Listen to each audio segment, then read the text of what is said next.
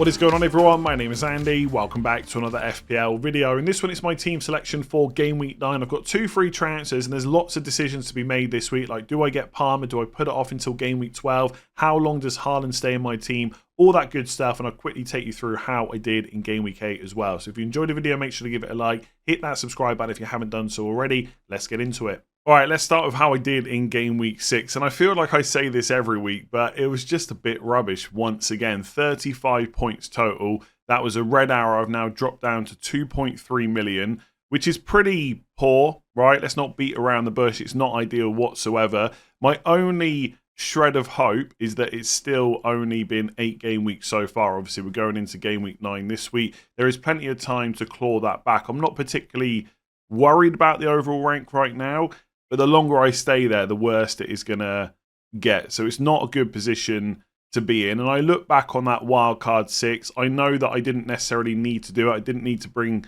Salah in for Game Week 5. That went wrong. But I'm not sure a huge amount of the picks that I made on Game Week 6 were that bad. The outcome has just been absolutely terrible. Like, no clean sheets for Arsenal over the last 3 matches. Erling Haaland, look, I get it. Rodri, De Bruyne missing. He's not such a good option. But look what he did in the Champions League last night without them. You know, you've got one of the best goal scorers the Premier League has ever seen so far. Anyway, like, based on what he's done since he's been in the league. And he's blanked against Newcastle, Fulham and Wolves. Like, what can you really do about that? And my midfield, actually, 3 of the 4 returned this week. So Fernandes got an assist, Rodgers got a goal, Son got the goal as well. But it just wasn't enough to get a green arrow because my entire defence blanked. Raya and Gabriel 1-pointers, Trent 2-pointer, and Rico Lewis, who keeps starting but doesn't get any points, got 2 points as well. So it was rubbish. Like, what more can I say about it? Pinnock on my bench for the 2nd week in a row, scores again. I'm not particularly worried about that either because I think it was correct to bench him in both of those weeks. And I'm probably going to play him this week, so you know what's going to happen now. He's probably going to blank. But it's good to know that I've got someone with that goal threat. That's why I picked him in the first place. It's just a shame that I've missed both of the goals so far. And obviously with Son, it was a bit of a roller coaster where he scores, he hits the post straight afterwards. Then there's this assist for the own goal that is not given, then it's given, then it's taken away. For what it's worth, I think because it went down as an Areola own goal, it couldn't be a Son assist. But I think they got the own goal wrong. I mean, I haven't seen a good angle to say that Tadebo's shot was going off target or anything like that. But from what I've seen, it looks like Tadebo should have got the own goal, in which case it would have been a Son assist for FPL. And you can argue that those kind of assists shouldn't be given, but by the FPL rules, it would have been a rebounded shot. Tadebo then scores the own goal. Son would have got the assist. So I feel like FPL have got this decision correct because Areola has the own goal. But I'm not fully convinced that the own goal is correct. But honestly, it's like 3 or 4 points. I'm not going to lose any sleep over it. It doesn't really matter all that much. So I don't know if there's too much more to say about this team. Like, Calvert-Lewin is blanked again. That's now 4 in a row. Again, I look back on wildcard 6. Yes, I should have gone for Chris Wood instead and just spent that little bit of extra money. Although I think I had 0 in the bank when I actually put this wildcard together. But even though Calvert-Lewin is not the best finisher, he's still racked up about 2 XG over the last 4 games. So to come away with no return, it does feel a little bit brutal. It's like everything's gone wrong at the same time. But I don't think I've made any like truly terrible decisions. Obviously, I've made picks and captaincy calls and stuff like that people will disagree with, right? This is FPL. Everyone's got an opinion. But I don't think I've done anything that's like completely crazy. And the points just aren't there. And I think sometimes when this happens, when you're in a bad run, you think, well, I've got to play differently. But I'm not sure that's the case. Also, what does play differently mean? What you're really saying is you want to start bringing in players that are going to score points. But that's what you're always trying to do anyway. So I'm in a bit of a rut in terms of FPL scoring. I'm not going to worry about it as much as other people might worry about it, because there's a lot of game weeks to go. All we can do is look ahead and make good decisions based on what's right in front of us. So that's what we're going to try. Let's talk about it. So going into Game Week 9, my triple captain chip is currently active, and I'm going to talk about that a little bit more later on. For what it's worth, I'm not fully convinced that will stick by the time we get to tomorrow's deadline, but it is at least a little bit tempting to use it in Game Week 9. In terms of my transfers, I got 2 free transfers this week. I had 2 in Game Week 8 as well, but I used one on Saka to Son, which I actually forgot to talk about when I went through the Game Week 8 review. That decision basically came down to the last minute because I wasn't sure if it was a good move or not. We didn't know whether Saka was going to play. There was all this stuff going around about, is he at the hotel or isn't he? And there was no like official confirmation about whether he was there and whether or not he had travelled. And in the end, I decided to make it. There's been lots of uproar this week about the fact the move was made so late. I made it at 10:59. I often make moves late. I brought in Bruno Fernandes on my wildcard at 10:59 in Game Week 6 as well. And there wasn't such an uproar about that. I didn't have team news. I didn't know whether Saka was in the squad or not. You can choose to believe that or choose to not believe it, right? That's completely up to you. I can't change your opinion on that. But my conscience is guilt-free. I made that move after saying numerous times in videos that week that I didn't want the headache of whether Saka would start. If there was no confirmation and he missed the Bournemouth game, that wasn't going to look great for the 3 fixtures afterwards. And Son just had better fixtures. And we pretty much knew that Son was going to start based on what Ange Postecoglou said. So I just made the safer move. In the end, if you kept Saka, it's probably like a 6 or 7 points difference. It's not going to be the end of the world. Saka could even start this week and do even better than Son. So I made the move. I made it late. I didn't have any info. I just made what turned out to be an okay move. It wasn't, season defining or anything like that. But anyway, that's why I've got 2 free transfers still in Game Week 9. In terms of the defence, I'm going to play Pinnock this week. I don't necessarily stand by what other people will say that if you've got a player that's playing Ipswich, you have to play them. I think if it's an attacker, you probably do. But for a defender, it depends who else you've got. But I think this week, Pinnock is one of my better options. So he's going to play against Ipswich at home. We've seen the goal threat in the last couple of game weeks. Hopefully, he can do that again this week. I've got to play Rico Lewis as well. Southampton at home. Obviously, Man City not kept a huge amount of clean sheets recently. I think it's only 1 all season. And Lewis hasn't got a huge amount of attacking returns either, but it's such a good fixture on paper. I've got to play him. The fact that Walker is apparently struggling with a knee issue makes me more confident in Lewis starting as well. I don't think it's a guarantee, by the way. It is possible that Pep mixes things up. So we know Ake is back now. He played about 70-75 minutes last night. He could play Vardio left back, Ake left centre back, and then something like Diaz and Akanji, or even Stones and Akanji, Stones, Diaz, whoever it might be, right? So essentially, Vardio gets forward. You have Ake as the left centre-back, and then the other 2 centre-backs filling in as a back 3. Now, that's not really how Pep has played it this year, and obviously Rico Lewis has got a lot of minutes. But even with Walker's knee issue, I'm still not 100% confident that Lewis will start. So that tells you everything about his potential minutes going forward. But as someone that already owns him, I've got to start him. So that's what I'll be doing. Greaves is injured. He's a 4 million defender. I'm not particularly worried about that. I didn't have plans to play him that often anyway. I think Ipswich have got a decent enough fixture in Game Week 10.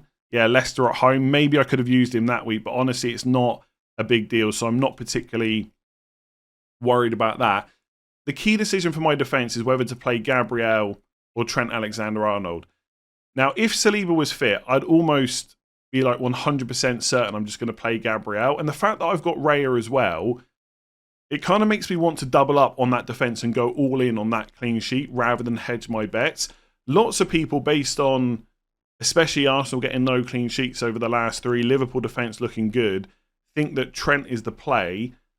I'm not as convinced. I might switch that by tomorrow's deadline, and I might make that decision late. That might be one that comes down to 6:29 tomorrow evening. But I'm not... I don't know, my gut feeling is to play Gabriel. And I think it's because it's a home game. And I think if you go by the odds, Arsenal are still higher odds to get a clean sheet. Whether or not you agree with that is obviously, up to individual opinion. But I kind of back that as well. I think the way that Arteta will set up in that game where he's missing players will be to try and restrict Liverpool rather than necessarily take the game to them. I could be wrong about that, but that's kind of how I feel about it. And with Trent, he is attacking, but I think in a game like this, he'll be more restricted. If you look at the stats against Chelsea, 0 XGI for Trent. So no XG, no expected assists in that game whatsoever. And he did really defend well in that game. I was only able to watch like the first 60 or something minutes, But up against Sancho, he defended really well. And I think he is going to be more restricted in these tougher games. We know how attacking he can be, and I'm not saying that he'll get no chances against Arsenal, but I don't think we're going to see Trent play how he would against Arsenal under Jurgen Klopp. So I'm not as worried about the attacking threat. And if if Arsenal get set pieces, Gabriel's a threat from them. I think Gabriel actually scored for me against Liverpool last year, and I had him in the 11, so hopefully he can do that again. So I think it's a closer call than most people are giving it credit for. And right now I'm just siding with the guy at home, even though they're missing Saliba. I mean, if Saka's out, and obviously Odegaard's still out at the moment, it is going to be difficult to get this clean sheet. But I don't think it's going to be that easy for Liverpool either. I don't know. I might switch. The noise might get to me. Lots of people think that Trent should be played instead. I don't know if I'm as convinced. But honestly, they're probably both going to lose the clean sheet. So it really depends on who you think is more likely to get an attack and return. And I'm still not sure it's going to be Trent massively. Not by what we saw in the Chelsea game. In terms of selling Trent, maybe I might do that to fund another move and attack, but I'll talk about that later. But otherwise, no plans to make a transfer in defence. I think the Arsenal double up is killing me at the moment, the amount of money spent and not getting any returns. But I've just got to keep faith with the fixtures they've got long term. And with Trent, I'm kind of in two minds about him. I don't think the fixtures on paper look great from now until, I don't know, game week 16. Lots of away games, Arsenal, Southampton, Newcastle, Everton. I'm not particularly worried about Southampton. And the home games are Brighton, Villa and City. What gives me hope, though, is how good the Liverpool defence has been so far. And if Arne Slot is going to deploy Trent a bit more defensively, overall, I actually think that might make him a little bit of a better option long term. Because in tougher games, they're more likely to pick up clean sheets where maybe they didn't previously. And in the easier games, he's still going to get licence to go forward and get those attacking returns. So weirdly, Trent putting up 0 XG, XGI against Chelsea makes me more confident about him as an FPL option going forward, because I think Liverpool will be better defensively. Like, they only gave up 0.78 XG to Chelsea in total. So I don't really want to sell him unless I absolutely have to, but it's all going to depend on what attacking moves I want to make. So let's talk about that. So I think my midfield looks pretty good this week. I've got Son against Crystal Palace away, Bruno Fernandes against West Ham away, and West Ham have been pretty poor defensively so far this season. Even Man United should get chances against them. Then in Burmo against Ipswich at home, which looks like a great fixture on paper. And then I'm playing Morgan Rogers against Bournemouth at home and benching Semenyo against Aston Villa away. I quite like the first bench option this week. If I've got an issue in my attack, I'm not necessarily going to be forced into making a move because I could just play Semenyo instead. I think he will get chances in that game. Whereas last week he was obviously playing against Arsenal when I had double Arsenal defence. I didn't necessarily want him to come on, which is another small part of the reason that Saka to Son happened. This week it wouldn't be such a worry because Semenyo against Aston Villa away is a pretty good option. I just don't think it's better than Rodgers against Bournemouth at home. With Son, he wasn't seen in team training yesterday. Ange Postecoglou, who is super open about injuries, absolutely loved the guy for FPL, said that Son was feeling sore and that's why he wasn't training. But he also said he was never going to be involved in this game anyway. So if he's not in the squad or not in the starting 11 for their European match, it's not a massive worry. He is just back from a hamstring issue. So they are probably going to take things slowly. We saw last week that he came off on the 69th minute. So hopefully those minutes will start to build up. But I wouldn't be surprised against Palace if he's off the pitch by like 75 minutes. So he's not a guaranteed 90-minute man right now. But like I said, those minutes should build up. So I'm not really worried about Son unless Ange Postecoglou on Friday says there's a bit of an issue and there's a doubt whether or not he's going to play. If that happens, I will probably sell Son and I will just go to PALMER. The only issue is I'm not completely sure how I want to fund that move. So let's say Son is out, I bring in PALMER, I've got to free up 0.9 million from somewhere. I would probably do Bruno Fernandes to Brennan Johnson. Because if I do Fernandes out, I've got 7.3 million to spend on a midfielder. It'd be Johnson, Eze or Garnacho. And I think with the three fixtures that Spurs have got in front of them, it'd probably have to be Brennan Johnson. I also quite like their fixtures after the Man City game in game week 12 as well. The other option would be to keep Fernandes and do Semenyo to a 4.7, and I think I'm actually I could still get Dibbling.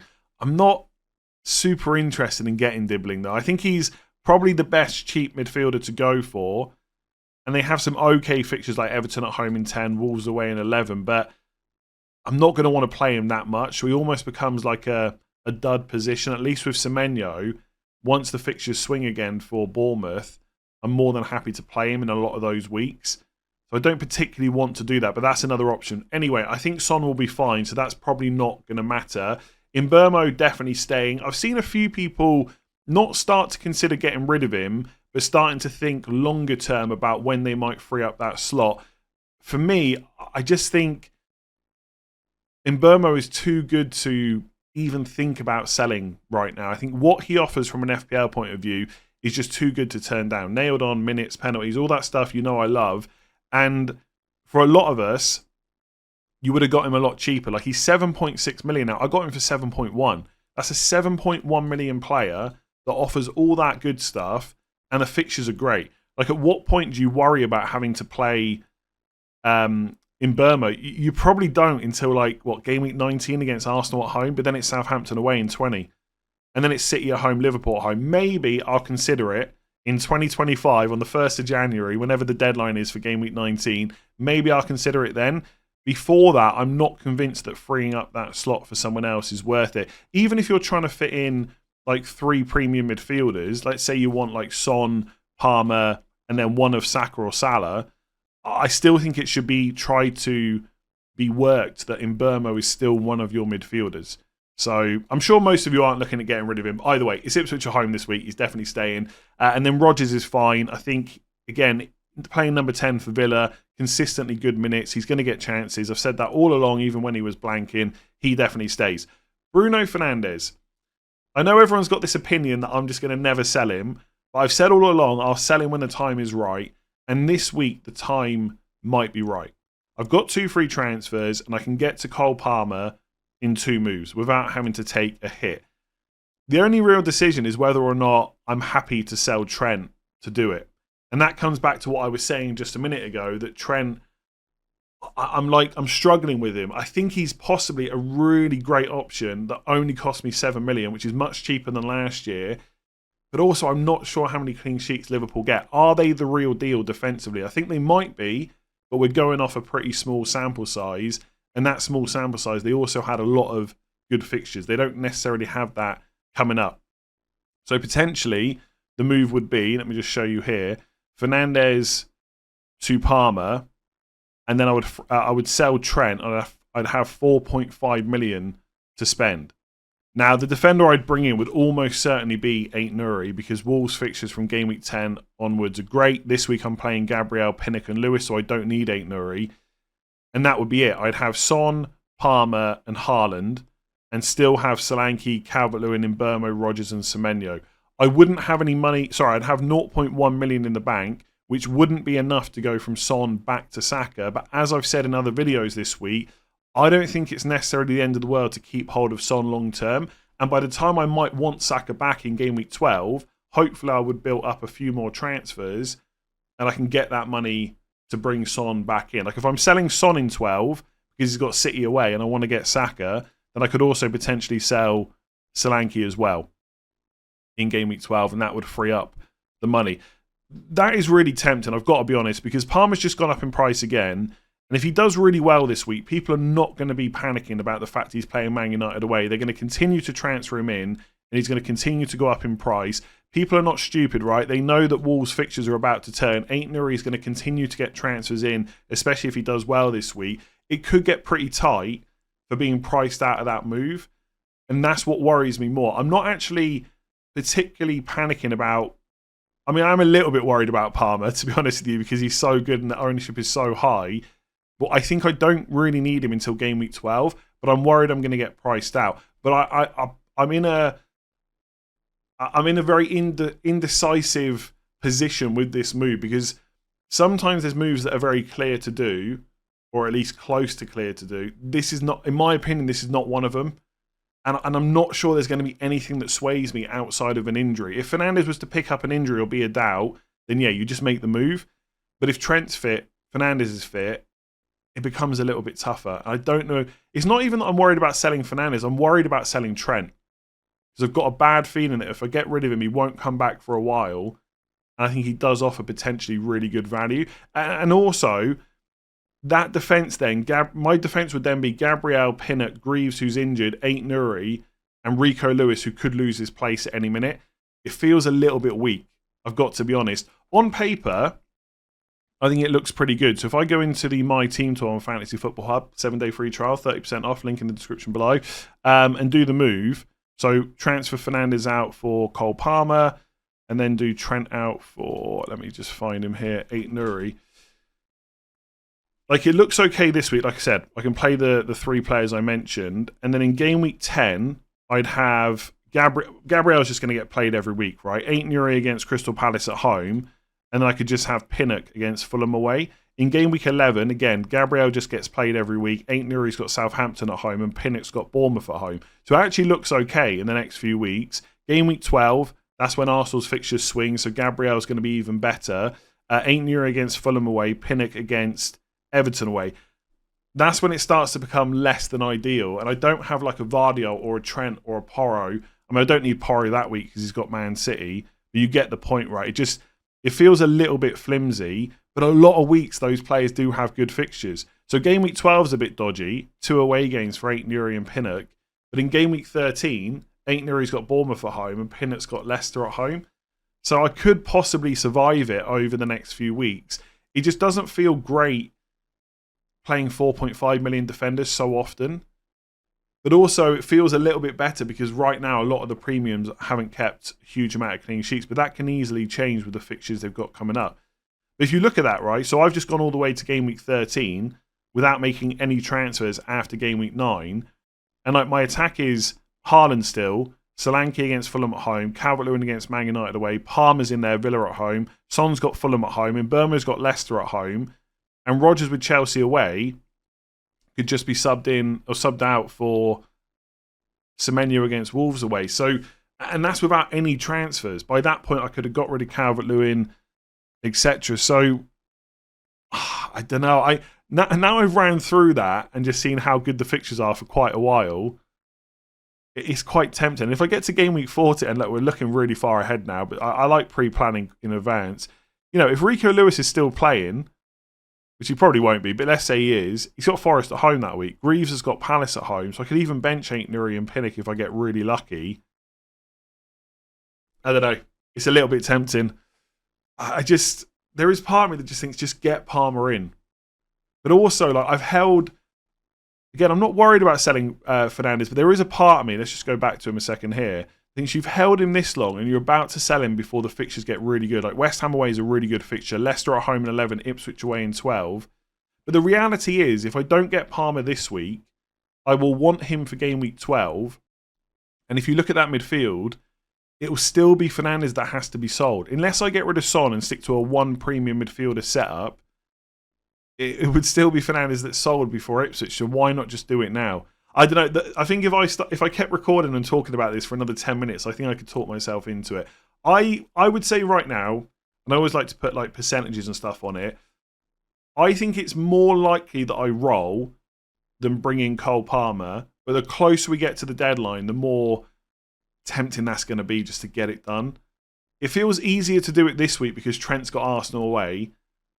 But I do like the next 3 fixtures after that for Liverpool. So it's not easy. I don't know what I'm going to do. Fernandes could be gone this week. And if he is, it's definitely Cole Palmer.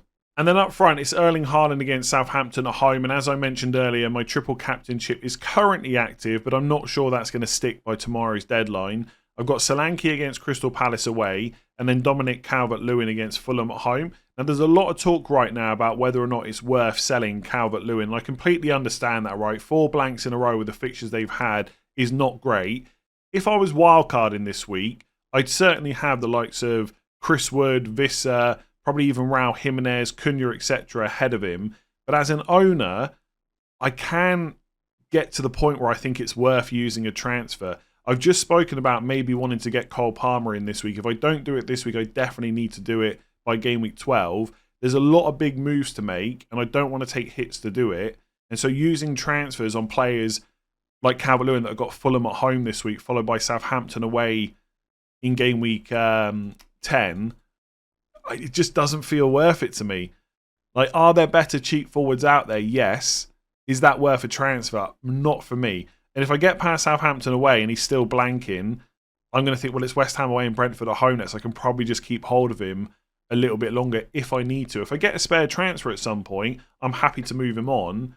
But he's not at the top of my priority list, not with the fixtures that he's got. And that was part of the reason to have him in the first place. With Solanke, I'm keeping the faith. I think his numbers are great. Spurs' numbers are great. The fixtures are good. Again, I'm not really in a rush to get rid of him. If I was on wildcard this week, would he be a guarantee in that? Absolutely not. And I suspect I would go with a lot of cheaper forwards instead. But again, I'm thinking of it as someone that already owns him. Is that the highest priority in my team? Absolutely not. And I think he will get returns over the next 3 fixtures. And before anyone says in the comments, if you're not happy about selling Trent, why not sell Solanke instead? It just doesn't work. If I go from Fernandes to Palmer and sell Solanke, I've got 5.1 million to spend. There's basically no good forwards at that price. I know Cameron Archer he's getting better minutes, right? He got 67 against Leicester. He scored as well. You know, he scored against Arsenal in game week 7-2. He's only 5 million, right? I could go there. I just don't. If I go for a cheap forward, I want like a Strand Larson, Raul Jimenez, that kind of price point. I don't like the idea of buying Cameron Archer for Solanke. It just doesn't feel right. It feels better to sell Trent for an 8 Nuri than it does to do Solanke to Cameron Archer. So that's why I'm probably going to keep hold of Solanke. On Haaland, definitely staying this week and definitely my captain. The triple captain is always going to be tempting this season in a single game week like this because we know he's fully fit. He went off about the 80th minute last night. Obviously scored a couple of goals, so that has played a little bit of a part in why the triple captain has been activated because he's shown that he can do it without Rodri or De Bruyne, which we always knew was going to happen at some point. But I'm human, right? Sometimes you need to see those goals before you're happy to use a chip. And it's such a good fixture. Like, Southampton are so poor defensively. And usually I do prefer saving the triple captain for a double game week. But as we've discussed many times this season, there's probably not going to be as many double game weeks as we're used to. And there's lots of chips to use. So even if I use the free hit in a blank game week to manage the end of the season, which I'm happy to do despite what happened last year in game week 29, I've still got bench boost to use. And there's the mystery chip as well. And not knowing what that mystery chip is makes it much harder to make a decision on triple captain. But part of me is thinking just use the triple captain now and save that mystery chip for a double game week. Because even though we don't know what it is, and I'm still not convinced FPL do yet, I reckon they're still thinking about it, it's almost certainly going to be better used in a double game week. I can't think of a single chip that on paper would be more useful in a single game week, unless they put loads of rules around it, like here's this mystery chip, this is what it does. By the way, you can't use it in a double game week. I think it's very unlikely they would do that, right? The reason that they've announced a mystery chip is to keep engagement. Double game weeks are massive for engagement as well. There's lots of planning, there's big scores and stuff like that. I think to wait this long to announce a mystery chip and then say, by the way, you can't use it in one of the most fun game weeks all year, that would be a bit of a strange decision from FPL. So it's almost certainly going to be used in a double, in which case there's less room to use the triple captain. Now, double game weeks can happen for So the 2 double game weeks we're going to probably get this year will be because of cup postponements in Premier League games because of the cup. Other stuff can happen, right? Games can get called off for weather. It could be like a pandemic, right? A death in the royal family, etc. There is other reasons we get double game weeks that might happen this season, but it's not a guarantee. The only ones that are really guaranteed are cup games that cause Premier League postponements. So that's why it's currently active. But there is also that part of me that thinks you missed out on Ipswich. You should have gone then. Going now it almost feels like I'm going now because I missed out on Ipswich, and I don't know if that's the right reason to do it. But honestly, I could ramble on for another 15-20 minutes and not get any closer to whether I'm going to use it. Just to pre-warn you, that's going to be a close decision by the deadline. I might make my decision with 1 minute to go because I'm just super unsure about whether to do it. And it's not to build suspense. I just don't know. Right, so it's currently active. really quickly, I want to discuss possibly selling Haaland. Not this week, obviously, but game week 10 onwards, the fixtures do get a little bit trickier. Now, Haaland will definitely still score goals in those games, but it's about whether or not the squad overall could look a little bit better. So, for example, right, if I go back to game week 9, let's pretend that I don't do the PALMER move this week and I just roll. So, going into game week 10, I would then have 3 free transfers, which would be the first time I've got to that position, right? So, I could do something like this. Haaland out for Cunha is probably where I would go. Not guaranteed, but probably, because that is the start of Wolves' really good fixture swing. I would do Semenyo to Salah. Let me just put him in here.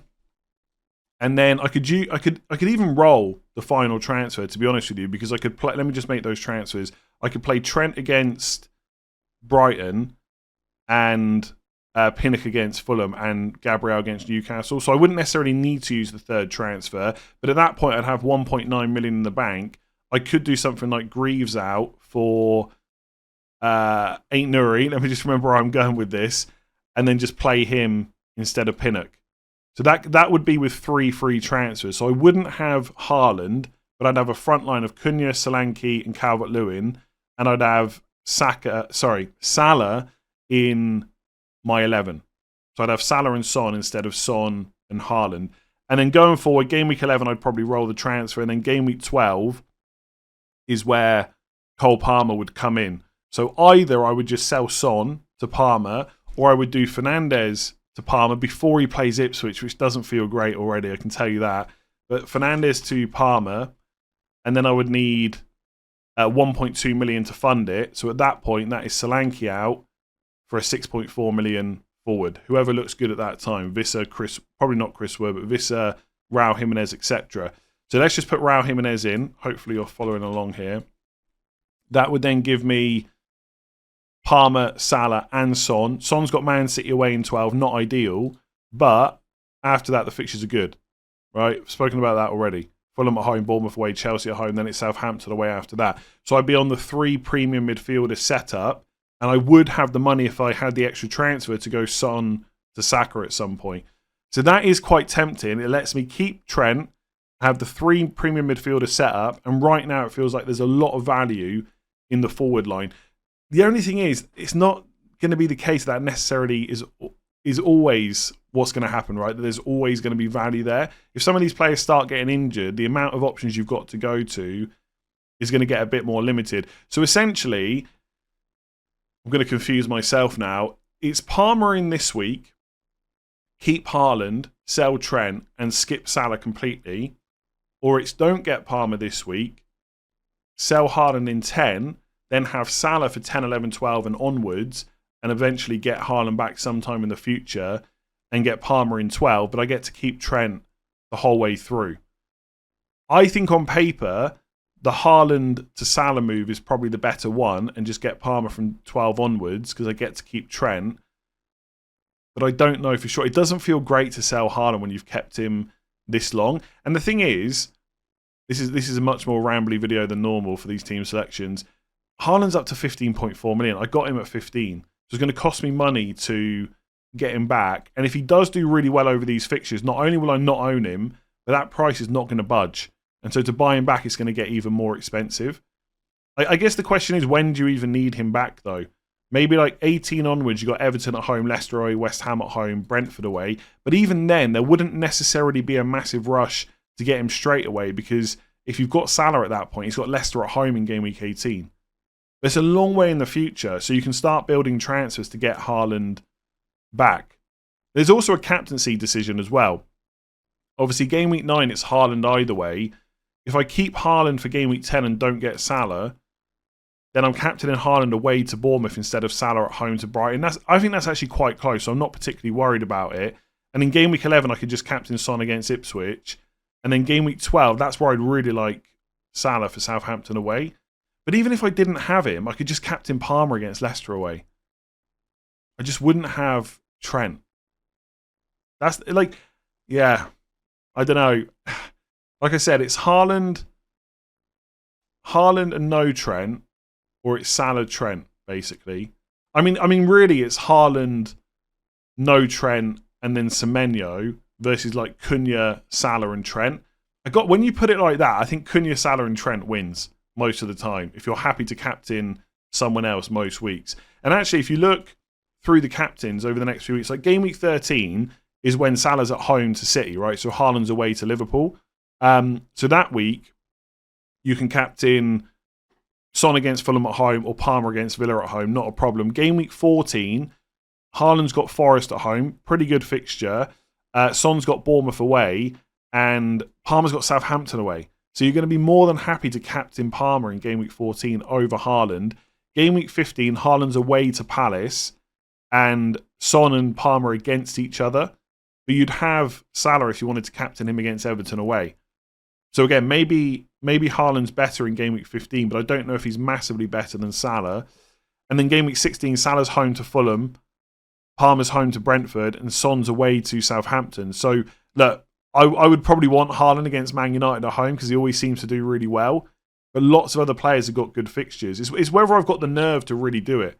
Like, saving up 3 free transfers, then using them to get rid of Hart, it just doesn't sound great. Anyway, I think it's more likely that I roll this week and don't get Palmer.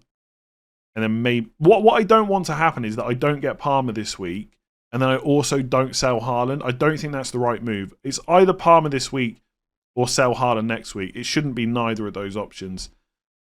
I don't know. I'll keep looking over the next 24 hours ahead of tomorrow's deadline and try and figure out exactly what I'm going to do. But that's where it stands right now. I'm going to go before I ramble on any longer. It's got to be one of the longest team selection videos all year. If you've enjoyed the video, make sure to give it a like. Hit that subscribe button. Rate 5 stars if you listen on podcast. Check out Fantasy Football Hub using the links in the description below. 7-day free trial, 30% off. I'll be back tomorrow with final thoughts, which will be a bit earlier than normal because it's a Friday deadline this week, 6:30 PM UK time tomorrow. Don't miss that. And we'll do a deadline stream as well. Thanks for watching. If you've got to the end, fair play. I'll catch you again tomorrow.